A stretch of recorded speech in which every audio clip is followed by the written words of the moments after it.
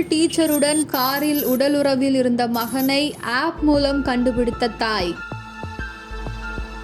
சேலத்தை சேர்ந்தவர் நிவேதா. இவருக்கு வயது 23. இவர் சேலத்தின் தெற்கு பகுதியில் உள்ள ஒரு தனியார் உயர்நிலை பள்ளியில் ஆசிரியையாக பணியாற்றி வருகிறார். அங்கு மாணவர்களுக்கு அறிவியல் பாடம் நடத்தி வருகிறார். அப்பள்ளியில் 17 வயது நிரம்பிய மாணவர் ஒருவர் படித்து வருகிறார். இவர் பள்ளி முடிந்த பிறகும் விடுமுறை நாட்களிலும் கிரிக்கெட் விளையாட்டுக்கான பயிற்சியில் ஈடுபட்டு வருகிறார். இந்நிலையில்தான் சமீப காலமாக மாணவரின் நடத்தையில் மாற்றம் ஏற்பட்டது.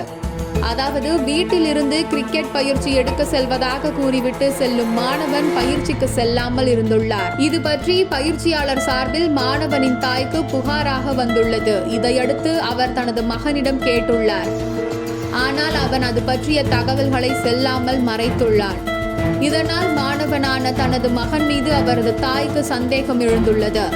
எங்கே தனது மகன் தவறான பாதையில் சென்று விடுவானோ என அவர் பயந்துள்ளார். இத்தகைய சூழலில்தான் அவரது காதுக்கு ஒரு தகவல் வந்தது. அதாவது தெற்கு சேலத்தின் உயர்நிலை பள்ளியில் அறிவியல் ஆசிரியையாக பணியாற்றி வரும் 23 வயது நிரம்பிய நிவேதாவுக்கும் மாணவருக்கும் இடையே தகாத உறவு இருப்பதாக அவருக்கு ஒரு தகவல் வந்தது. இதனை கேட்டு அவர் மனமுடைந்து போனார். இதையடுத்து தனது மகனின் நடவடிக்கையை கண்காணிக்க முடிவு செய்தார். ஆனால் மகனை ஃபாலோ செய்து பின்னால் செல்வது என்பது சரியாக இருக்காது. மேலும் அது முடியாத காரியம் என்பதை அவர் உணர்ந்தார். இந்த வேளையில்தான் அவருக்கு லைஃப் 360 என்ற செயலி பற்றிய விவரம் கிடைத்தது. இந்த செயலியை குடும்பத்தினர், நண்பர்கள் அனைவரும் பயன்படுத்தும் போது அவர்கள் இருக்கும் லொகேஷனை எளிமையாக தெரிந்து கொள்ள முடியும். மக்களின் பாதுகாப்புக்காக இந்த செயலி உருவாக்கப்பட்டுள்ளது. இத்தகைய சூழலில்தான் லைஃப் 360 செயலியை வைத்து தனது மகனின் இருப்பிடத்தை கண்காணிக்க அந்த தாய் முடிவு செய்தார். அதன்படி மகனின் செல்போனில் அவர் அந்த செயலியை டவுன்லோட் செய்து லொகேஷனை ஆன் செய்து வைத்தார்.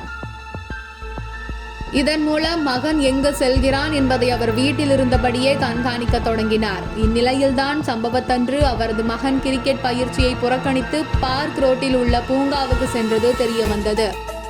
இதையடுத்து அவரது தாய் உடனடியாக பார்க் ரோட்டில் உள்ள பூங்காவுக்கு சென்றுள்ளார். அங்கு தனியாக கார் ஒன்று நின்றது. அந்த காரின் உள்ளே எட்டி பார்த்தார். அப்போது காரின் உள்ளே அவரது மகன் பெண் ஒருவருடன் உடலுறவில் இருந்துள்ளான்.